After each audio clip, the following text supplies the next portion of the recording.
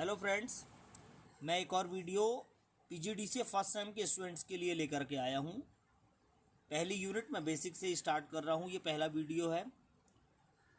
आपके सब्जेक्ट का नाम है प्रोग्रामिंग विथ VB.NET और यूनिट फर्स्ट में सबसे इम्पॉर्टेंट क्वेश्चन है वो है .NET फ्रेमवर्क, इसका आर्किटेक्चर। ये क्वेश्चन एग्ज़ाम में बहुत पूछा जाता है, उसी क्वेश्चन के ऊपर मैंने ये वीडियो बनाया है। तो .NET फ्रेमवर्क क्या है? एक्चुअल में .NET फ्रेमवर्क को माइक्रोसॉफ्ट ने 2002 में डेवलप किया था। यह एक सॉफ्टवेयर डेवलपमेंट फ्रेमवर्क है, अर्थात यह एक ऐसे टूल्स का कलेक्शन है जिसके द्वारा हम बहुत सारे ऑनलाइन और बहुत सारे ऑफलाइन प्रोजेक्ट्स को तैयार कर सकते हैं, बहुत सारे एप्लीकेशंस को हम तैयार कर सकते हैं। तो ये माइक्रोसॉफ्ट के द्वारा 2002 में इसको डेवलप किया गया और बेसिकली माइक्रोसॉफ्ट ने इस फ्रेमवर्क को तैयार किया है तो कि यह केवल विंडोज़ के लिए है, अर्थात किसी दूसरे ऑपरेटिंग सिस्टम में हम इसका प्रयोग नहीं कर सकते। इसका प्रयोग केवल विंडोज़ ऑपरेटिंग सिस्टम में ही होता है। इसके द्वारा वेब बेस्ड हम एप्लीकेशन भी बना सकते हैं और विंडोज़ बेस्ड एप्लीकेशन भी बना सकते हैं, जिसे हम कंसोल एप्लीकेशंस के नाम से भी जानते हैं। यह .NET फ्रेमवर्क ये प्योरली जावा की तरह प्योर ऑब्जेक्ट ओरिएंटेड है, लेकिन यह प्लेटफॉर्म इंडिपेंडेंट नहीं है, अर्थात यह केवल विंडोज़ प्लेटफॉर्म में ही रन हो सकता है। किसी दूसरे ऑपरेटिंग सिस्टम के प्लेटफॉर्म में यदि हम चाहें कि इसके एप्लीकेशंस को हम रन करा लें तो वो पॉसिबल नहीं है। तो यह बहुत ही बढ़िया एक प्रोजेक्ट है, बहुत सुंदर एक हमारे लिए एनवायरनमेंट दिया है विंडो माइक्रोसॉफ्ट कंपनी ने, जिसके द्वारा हम बहुत सारे एप्लीकेशंस को डेवलप कर सकते हैं। इसका आर्किटेक्चर मॉडल जैसा कि आपके सामने ये फिगर में दिख रहा है, सबसे पहले VB.NET, C है, जावा इत्यादि बहुत सारी लैंग्वेजेस है। यह बहुत सारी लैंग्वेजेस को मोस्टली अबव 22 लैंग्वेजेस को यह सपोर्ट करता है। इसके बाद CLS है, CTS है, इसके बाद क्लास लाइब्रेरी है, वेब फॉर्म है, विंडोज़ फॉर्म है, कंसोल एप्लीकेशंस हैं, ADO.NET है, CLR है, CLI है, अंत में ऑपरेटिंग सिस्टम है। तो ये पूरा इसका आर्किटेक्चर है। इस मॉडल के अनुसार ही हम .NET फ्रेमवर्क में कार्य करते हैं। जो मेन कंपोनेंट इस आर्किटेक्चर के हैं वे मैंने साइड में आपके लिए लिख दिया है, CLR, CTS, FCL और .NET लैंग्वेज। जो मेन कंपोनेंट है CLR, ये CLR जिस तरह से कंप्यूटर में CPU उसका सोल होता है, उसी तरह इस पूरे आर्किटेक्चर में फ्रेमवर्क में CLR सबसे इम्पॉर्टेंट है। CLR इस पूरे आर्किटेक्चर का सोल है। इसके बिना हम CLR .NET फ्रेमवर्क में किसी तरह का कोई कार्य नहीं कर सकते हैं।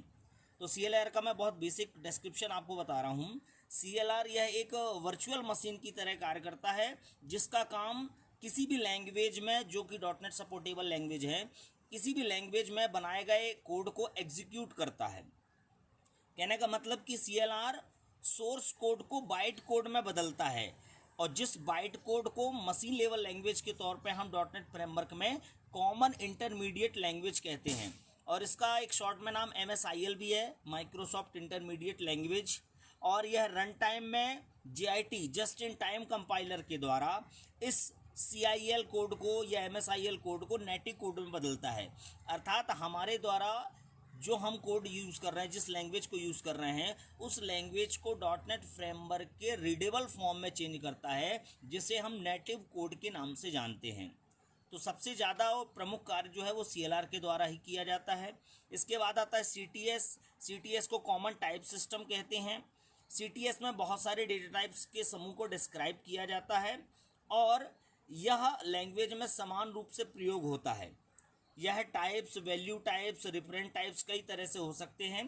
कॉमन टाइप सिस्टम है, इसका प्रमुख कार्य है जिस हम लैंग्वेज में कर रहे हैं, जिस लैंग्वेज में हम प्रोग्राम बना रहे हैं, उस लैंग्वेज में क्लास लाइब्रेरी को ऐड करना, जो कि हमारा तीसरा सबसे इम्पॉर्टेंट मेन कंपोनेंट है। FCL इसे बोलते हैं फ्रेमवर्क क्लास लाइब्रेरी, जो कि यहाँ पर उपस्थित है।